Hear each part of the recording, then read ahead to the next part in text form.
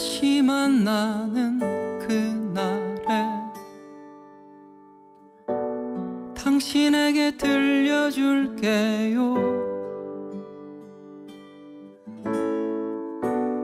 함께 보고 듣고 서로 말해주며 당신과의 약속을 지켰다고.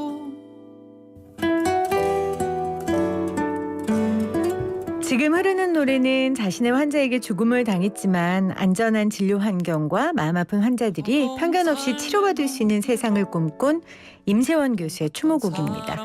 아픈 마음 보고 듣고 말하기, 이 코너는 말 그대로 우리의 아픈 마음을 보고 듣고 말하는 시간인데요. 오늘은 조금 다른 이야기, 하지만 우리가 꼭 해야 하는 이야기를 좀 나눠보고자 합니다. 사회적 또 국가적 재난 트라우마를 왜 국가가 책임져야 할까요? 이런 이야기 한번 나눠볼게요. 포항지진 트라우마 센터의 이영렬 센터장 나오셨어요. 안녕하세요. 안녕하십니까. 반갑습니다, 센터장님. 사실 잊고 있었어요. 포항지진을. 부끄럽게도. 대부분 그러세요. 네. 너무 죄송스럽더라고요. 그리고 이런 트라우마 센터가 있는 줄도 몰랐습니다. 어떤 곳입니까? 말 그대로 이제 포항 지진으로 인한 피해자분들 심적 피해도 상당하지 않겠습니까? 그럼요. 그분들의 트라우마를 치유하기 위해서 만들어진 곳인데 포항 지진 직후에 만들어지지 못하고 2년이나 지나서 작년 11월 27일 개소한 거는 이제 그 사이에 우여곡절이 좀 있었죠. 그랬겠군요. 이게 누구 책임이다, 어느 정도 지원해 준다 그런 게 있었고. 저는 이제 포항 지진 당시에 그때는 이제 복지부 소속 의무직 공무원이었는데 국립부곡병원장 신분으로 그 현장에 그 재난심리지원단 업무를 총괄했어요, 제가. 네. 그래서 그 인연으로 2019년도 8월에 퇴직하고 11월 27일 개소할 때 개소 준비 과정 참여하면서 지금까지 초대 센터장으로 일하고 있습니다. 그러니까 포항이 4년 전 2017년 11월 15일 날 1차 발생을 했고 예. 그리고 2018년 2월 11일 날 또 2차 발생을 했습니다. 예. 그러면 선생님께서는 그 처음부터 우리 재난심리, 포항 재난심리를 컨트롤하고 계셨던 거네요. 그래서 지진날 그 다음날 현장에 도착해서 한 달 동안 있었고요. 그리고 2차 지진 때는 그 외에 또 일주일 나가 있었고 그랬습니다. 어떤 치료를 받게 됩니까? 그럼 여기에서는? 그러니까 이제 지진 트라우마 센터라는 것이 의료기관은 아니기 때문에 약물 처방은 못합니다. 사실 약물 처방 필요하신 분은 지역 의료기관 연계해드리고 그것 빼고는 다 한다고 보시면 되고요. 정신과 의사가 할 수 있는 그것 빼고는 다 하고, 그다음에 이제 정신과 의원에서 좀 더 특화된 것이 EMDR이라든가 바이오피드백이라든가 이런 식의 어떤 그 트라우마에 특화된 치유를 하고 또 이제 우리가 결국 이제 이게 어떤 사회적 관계, 대인 관계에서 풀어가야 될 문제가 많기 때문에 또 좀 신체도 좀 움직여야 되기 때문에 그런 신체 활동 프로그램이나 사회 증진 활동 프로그램을 또 추가로 해서 결국 이제 좀 전인적으로 저희가 치유 서비스를 제공하고 있는 기관이다. 이건 저희뿐만 아니라 대부분 트라우마 센터가 다 똑같습니다.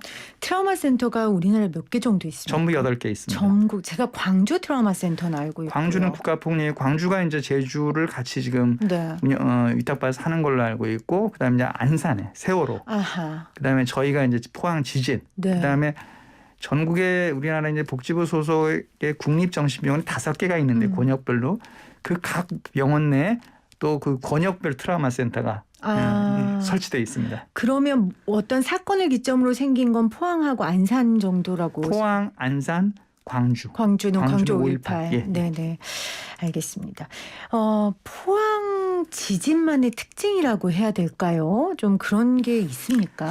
포항 지진 우선 가장 큰 게 지금도 제가 외부에서 굉장히 많이 듣는 얘기가 그게 언제 때 얘기인데 아직도 하느냐. 그다음에 후쿠시마하고 수천에 비해서 너무 미미하지 않나. 물론 맞습니다. 그건 맞는데 첫 번째라는 게 굉장히 중요해요. 물론 그 앞에 경주 지진이 있었지만 일단 피해 규모가 비교가 안 되고요. 여기는 재물 규모만 한 3천억, 저쪽은 한 100억대 이런 차이가 있고, 두 번째는 그것도 되게 황당한데 그게 무슨 지열발전소라는 촉발 지진이라고 하는 대목에서 굉장히 충격이 컸던 거죠. 사실은 저도 현장 지원을 그때 나갔을 때 지열발전소 이런 얘기를 하시는 분들을 유언비어라고 저도 생각을 해서 좀 심하게 말하면 편집증? 이런 생각까지 해서 음모론이다 이거는. 아니 어떻게 사람이 지진을 일으키냐.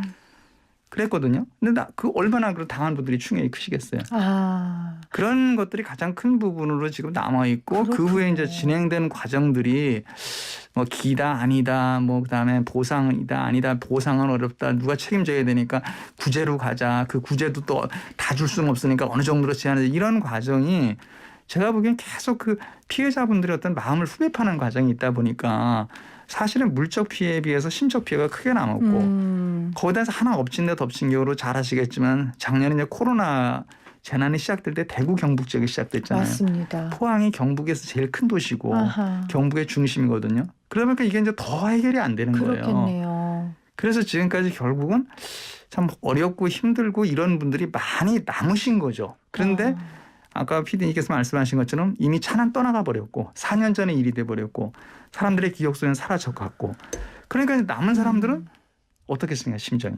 이제 그분들을 저희가 좀 이제 어떻게 이제 도와드리려고 하고 있는 입장이 그렇습니다. 그 지진이라고 하면 우리가 이건 뭐 우리가 어쩔 수 없는 거 하늘이 그냥 뭐 한 거다 이렇게 생각을 해도 이게 충격이 더한진데 이게 아니라 이거 어떻게 보면 인재일 수 있다라는 생각이 인재일 수 있다가 아니라 정확하게는 인재입니까? 3월 20일 정부합동조사단에서 네. 규명이 됐음에도 자꾸 다른 얘기를 하시는 분들이 계시고요. 그렇군요. 정부 합동조사에서 규명이 된 거거든요. 그다음에 그 전에 그 인재다 인재 아니다라고 하는 과정을 인재라고 주장하고 의심하는 사람들은 얼마나 매도했는가 그런 부분들이 포항 분들에게 굉장히 아픔으로 남아 있죠.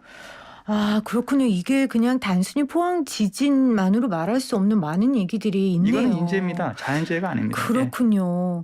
아까 전에 우리 센터장님께서 그거 언제적 얘기인데 지금 그거 하고 있어. 그 뭐 피해 규모도 크잖아. 이 말이 굉장히 상처라고 하셨는데 사회적 참사를 대할 때 어떤 말을 하는지가 그 사회의 감수성을 나타내 주는 건데 우리가 그런 식의 표현을 너무 쉽게 많이 하는 것 같아요. 그렇죠. 그게 피해자들한테는 정말 그 트라우마를 2배, 3배 중하게 만드는 것 같아요.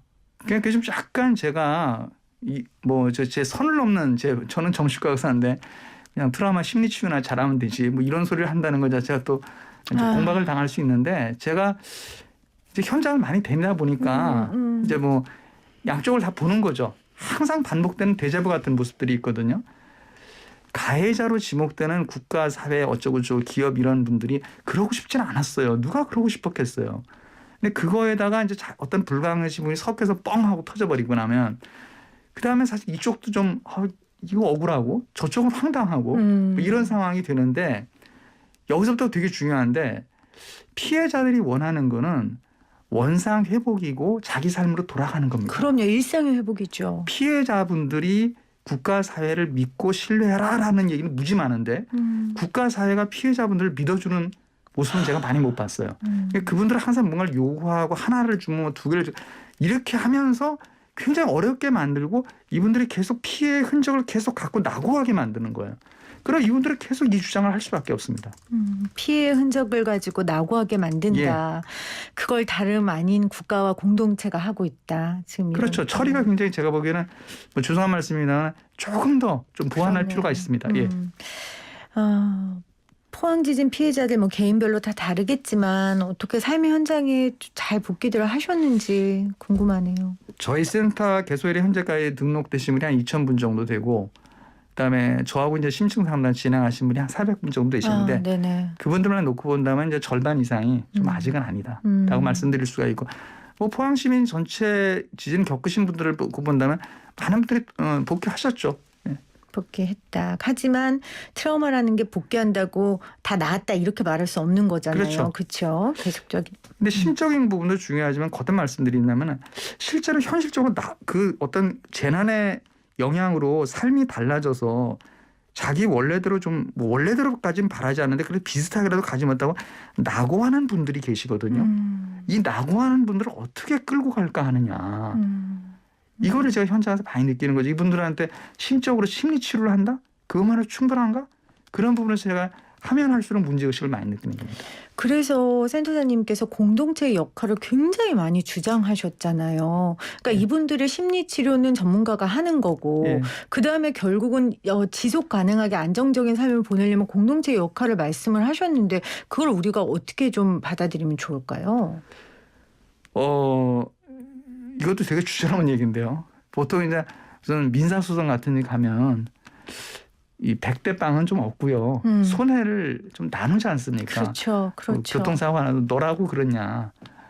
저는 그게 굉장히 중요하다고 생각합니다. 아까 말씀드린 처럼 가해자로 지목되는 분이 뭐 특정한 정말 나쁜 가해자 있어요. 광주 같은 경우. 근데 그 외에는 어떻게 하다 보니까 그렇게 돼버린 거예요. 뭐 후쿠시마도 그랬고 뭐 강릉 산불도 그랬고 포항 지진도 아니 거기 지진이 날 줄 누가 확실히 알았으면 누가 그 지열 발전 졌겠어요. 대충 짓고 그다음에 여러 가지 데이터가 좀 무시하고 뭐 어떻게 적당히 넘어가다가 어머 이렇게 된 거잖아요. 솔직히. 그러면 그런 부분에서 좀 나누는데 그래도 국가, 사회, 대기업 이를테면 이제 가습기 살균제 같은 거 그중에 여유가 있잖아요. 삼성 허베이 스피릿도 마찬가지. 거기도 여유가 좀 있잖아요. 그러면 조금 더. 그다음에 여기 이분들 좀 이해하고 받아주고 그다음에 또 하나 이 보상이라는 거 뭐 구제를 받거나 이게 또 편차가 있어요. 그렇죠. 그 뭐 불공정하다는 게 아니라 절차상 그렇게 될 수밖에 없는 부분들이 있잖아요. 그럼 이게 지역 공동체면 우리가 남이가 그럼 이걸 내가 받은 걸 나눠줄 수 없지만 다른 기회 또 뭐 사회 간접자 분야 이런 걸로 나오는 거에서 좀 더 이렇게 낙오되는 부분이 조금이라도 줄게 그런 걸 말씀드리는 거죠. 알겠습니다. 보상 얘기 하셨는데 참 보상 얘기 꺼낼 때 뭐 많은 분들이 저희가 임세원 교수님 추모 코너기도 하지만 임세원 교수님 의사자로 저희가 이제 지정하려고 애쓰고 노력할 때도 참 많은 오해를 받았거든요. 이 보상 문제만 나오면 사람들이 그렇게 예민해져요. 그것 때문에 또 피해자들이 얼마나 상처받겠습니까? 그게 가장 중요한 게 감수성 문제인데요. 감수성이라는 게 제가 볼 때 눈높이거든요.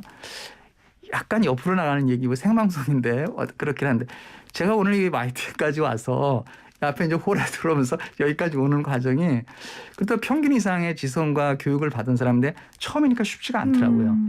그러니까 여기서 맨날 이용하시는 분한테는 당연한 거지만 그 사이 중간중간으로 설명이 필요한 부분들이나 좀 도움이 필요한 부분들이 있거든요. 네네. 제 나이 나면 제가 뭐 그 삼성 허베이 스피릿부터 뭐 지금까지 10여 년을 이렇게 현장을 지켜보면서 느끼는 게 우선 그 가해자로 보통 특정되는 이제 국가 사회 소위 강자라고 하는 분들은 경황이 없으세요. 사실은 그러고 싶지도 않은데 일이 터지잖아요. 그걸 수습하고 이분들도 피해자분도 경황이 없어요. 그러다 그렇죠. 보니까 초기에 이렇게 매칭돼야 되는 부분들이 있어요. 에헤. 그 부분들이 대충 넘어가 버리는 거예요. 그다음에 이제 거기서 뭐 법안 뭐 이렇게 3,000% 돼가지고 막상 그분들한테 실제로 어떤 피해 구제나 보상이 이루어진 시점은 대개 상당히 시간이 지났었는데 그때 턱하니 그걸 받아보면 어머 이건 아니잖아. 그렇지만 이 수습될 수면 이만한 길을 와버렸어요. 그러면 이제 이분들이 행복하지 않으시잖아요. 그렇죠. 그래서 저는 약간 이상한 얘기지만 이런 거를 이렇게 뭐라고 설명해야 되나 이게 무슨 도움이라고 해야 되나 처음부터 이렇게 무슨 요새 뭐 그런 거 디자인 뭐 서비스도 디자인하고 뭐 있잖아요. 예.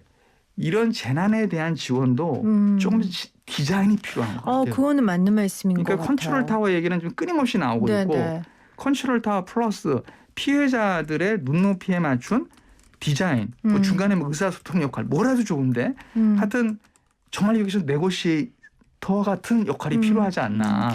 그러니까 트라우마 센터는 정말 아픈 분들을 치유하는 사후적인 이야기고 그렇죠. 말씀하신 것처럼 너무 안타깝게 이제는 사회적 참사들이 계속 생길 수밖에 없는 자연적 사회적 환경이란 말이에요. 예. 그러면 이런 일이 또 닥칠 수 있으니 그때 후회하지 말고 예. 보상하는 체계라든지 예. 입증하는 체계를 지금부터라도 우리가 좀 로드맵을 만들자 그런 말씀이신 거예요. 민방위훈련처럼 도상훈련도 좀 필요하고요. 재난에 대한 그 방제 도상 훈련은 굉장히 많이 해요. 방제 훈련. 근데 피해 구제나 이런 그런 피해자들한테 접근하는 과정에 대한 훈련을 하나? 제가 과문한지 몰라도 별로 못 본 것 같아요. 그러니까 그런 부분은 그냥 그 일을 닥쳐서 그 다음부터 진행되다 보니까 서툴잖아요. 그래서 서툴고 뭐 의학에서 어떤 크리티컬 뭐 결정적 시기 골든 타임이라는 게 있지 않습니까? 트라우마의 골든타임은 제가 가서 경험해 보니까 3일이에요. 3일 동안 이 사람이 어떤 대접이나 어떤 충격을 받았느냐 이런 것들이 굉장히 오랫동안 각인이 돼서 가요. 그때 초초에 어떻게 정부나 그런 어떤 책임성 있는 거는 어떤 식으로 나왔느냐. 그럼요.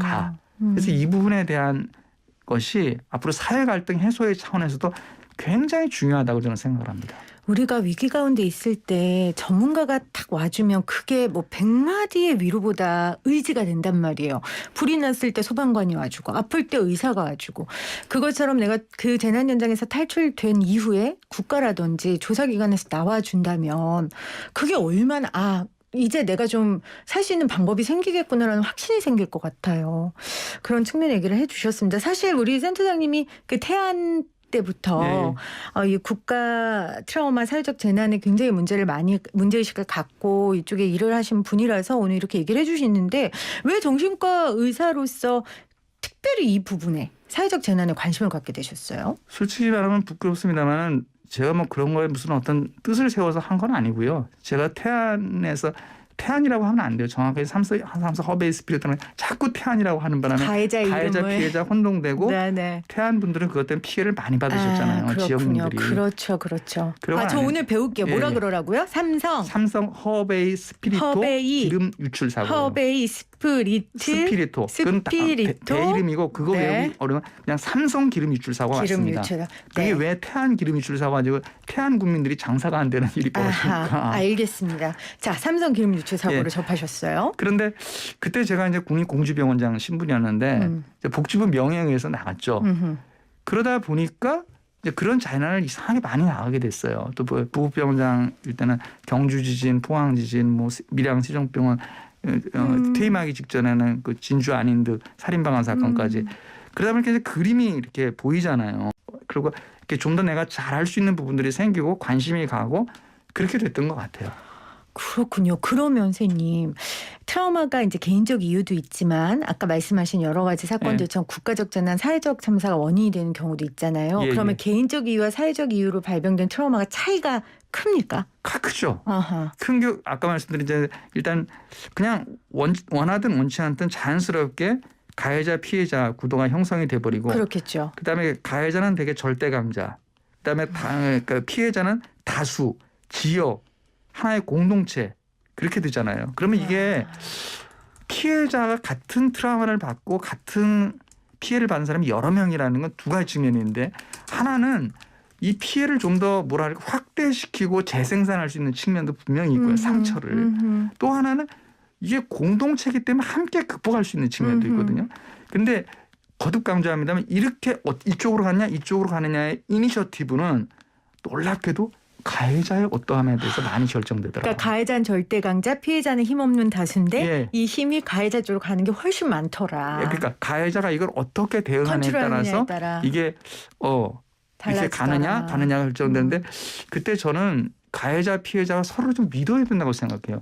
저 사람도 상식 있는 사람이고 나같이 다 처자식 있는 사람이고 똑같지 않은 우리 같이 사람이 아니냐는 측면에서 같이 공감대를 찾아가야 되는데 아까 말하는 대로 양쪽 다 불신과 두려움과 대관시, 질시, 편집적인 반응을 보이기 시작하면 이제 이게 사실은 이게 적이 아니었는데 점점 적 같은 상황이 되고 적대적으로 나오게 되고 지금 대부분 사회적 참사가 그렇게 악화되지 않습니까? 맞습니다.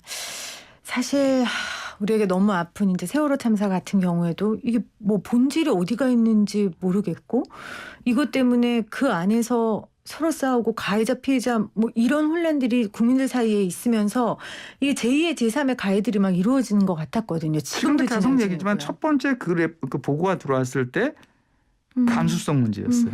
결국은 정부 대응의 감수성 문제였어요.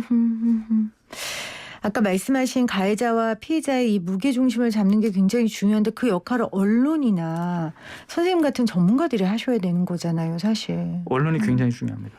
맞습니다. 그래서 저희가 이런 코너를 하는 겁니다. 고맙습니다. 네, 제가 뭐 그렇게 가벼운 무게는 아니니까 제가 중심을 좀 잘 잡아보도록 하겠습니다. 자, 오늘 아픈 마음 보고 듣고 말하기 포항지진 트라우마 센터 이영렬 센터장과 함께하고 있는데 지금 문자로도 저도 잊고 있었네요. 포항 관련해서 이런 이야기 많이 해주시고 계십니다. 1732님도 그 포항 지진 정부와 사회의 부실 대응인 것 같다고 또 이렇게 말씀 주셨고요. 그런 말씀을 하신 걸 봤어요. 미시적 개인의 트라우마가 공동체라는 거시적인 회복과 함께하지 않으면 한계가 있다라고 하셨는데, 그러면 선생님 같은 이런 트라우마 센터 하는 전문가들 말고요, 혹시 그냥 저희 같은 일반 시민들이 이런 국가적 트라우마를 갖고 있는 분들을 어떻게 이렇게 좀 대하고 해드릴 수 있을까요? 시민 개개인의 차원에서는 어렵겠죠. 근데 이제 뭐 연대나 뭐 그런 것들은 가능하지 않습니까? 그런 지금 뭐 그런 연대로 인한 여러 가지 활동들이 있을 수가 있고요. 그다음 저는 사실 좀 특이한 경우거든요. 그러니까 진료실에서 한 사람을 상담하는 개인의 트라우마를 치유하는 입장이 아니다면 그래서 그렇죠. 특이한 경우로 간 경우고요. 그러니까 아까 말씀하셨던 것처럼 이 피해자가 다수의 공동체이다 보니까 장점과 단점이 있었잖아요. 그렇죠. 제가 그걸 느꼈던 게 세월호 참사 있고 세월호 엄마들을 만나러 다녔어요. 예, 다큐멘터리를 하러. 근데 이 예. 엄마들이 다른 데서 못 웃으시는데 예. 엄마들끼리 있으시면 깔깔거리고 웃고 우리 아이 얘기를 편하게 하시는 거예요. 더 슬픈 건 다른 사람이 볼까봐 맞아요. 예. 못 한다는 거죠. 그래서 저도 엄마들 예. 웃는 모습 보고 더 많이 울었는데, 아, 피해자 다움을 요구하는 사회에 이런 모습들이 있구나. 예. 그렇죠. 맞습니까? 예. 특히 이 국가적 재난의 피해자들에게 우리 사회가 요구하는 피해자다움이 있는 것 같아요.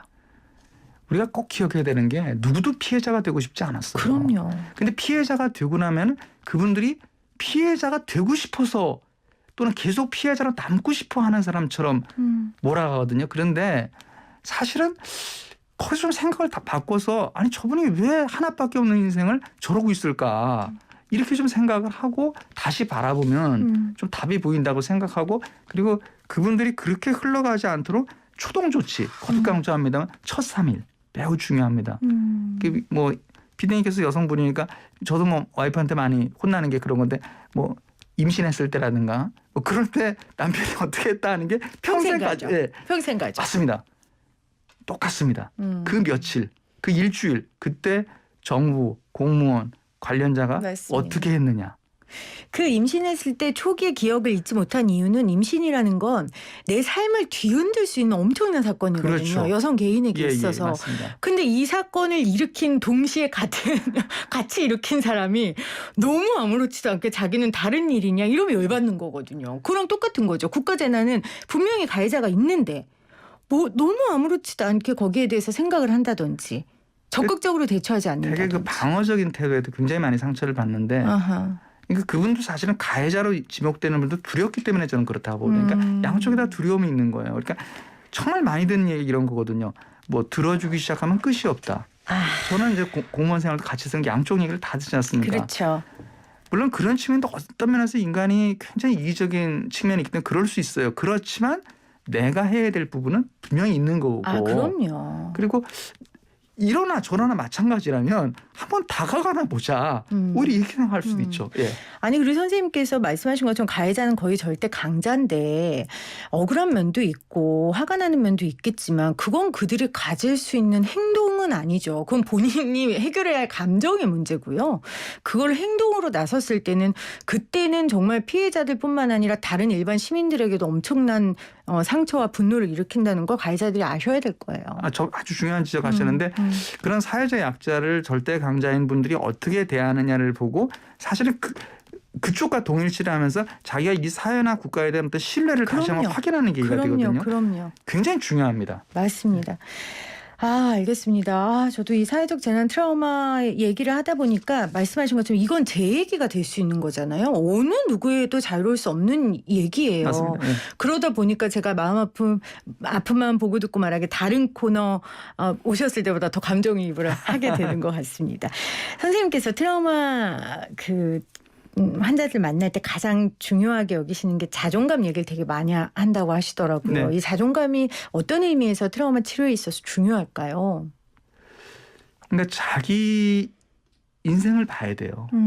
내가 지금 가해자 얘기, 그러니까 피해자 쪽으로 돌리면 피해자분들 여러 가지 얘기를 하시는데 제가 꼭 질문하는 게 있어요. 당신의 상처가 지금 어느 정도입니까? 놀랍게도 많은 분들이 뭐 이것저것 다 얘기하시고 나는 지금 어떤 상태지? 그래서 그럴 때 이제 다시 묻는 게 뭐냐면 보통 신체를 다치신 분은요 병원에 오셔서 의사한테 제가 전치 몇 주입니까를 물어봅니다. 그다음 두 번째 질문은 제가 그럼 어떻게 하면 나아지니까 물어보는데 심리적 피해로 오시는 분들 그걸 안 물으세요. 제 첫 번째 스텝은 자신의 인생이 여전히 소중하다는 거, 내가 살아야 된다고 하는 동기를 먼저 이렇게 올려드리거든요. 그리고 지금 당신이 뭐 투쟁도 좋고 다 좋은데 이게 전부 기본적으로 당신이 살기 위한 그렇죠. 거에 중간하는 건데 그 목적을 잃어버리는 순간 이분은 일어서기가 힘들어요. 이걸 그래서 저는 계속 이 삶을 얘기하는 거죠. 삶을. 그리고 이 마음도 되게 중요할 것 같아요. 사회적 트라우마 이렇게 재난을 겪으신 분은 왜 하필 나야?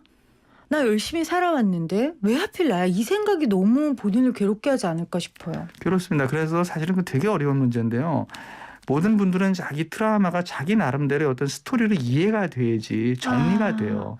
자기의 스토리로 그 재난이 그렇죠. 이해가 가야 된다. 그래서 그 얘기가 자기 나름대로 고유한 어떤 자기 인생 역사 속에서 어떤 의미를 갖는지 어떤 어쩌고저쩌고 하는지가 정리가 돼야 돼. 그걸 뭐 전문적으로 무슨 뭐 내러티브 무슨 뭐 치료라고 하는데 그 복잡한 얘기 빼고 그래서 그런 스토리가 자기 안에서 기승전 그래도 살아야겠다로 정리가 되도록 이게 흘러가도록 도와주는 게 전문가의 역할이고 지역사회나 어떤 트라우마 전체를 봤을 때 기념관이라든가 뭐 기록이라든가 이런 것들이 중요한 게 기록하는 게 목적이 아니라 그 기록과 그런 물들을 연계하고 연계해서 이것이 어떤 스토리로 정리가 되느냐.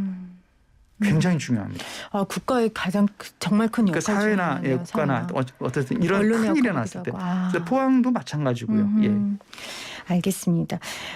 오늘 선생님 포항에서 여기까지 또 와주셨는데 마지막으로 사회적 재난으로 트라우마를 갖게 된 분들 분명히 이 방송 듣고 계실 거거든요. 응원의 한 말씀 해주세요. 지금 너무 많이 말씀을 또 드려서 또 추가할 말씀은 없고 아까 오히려 저는 거꾸로 이미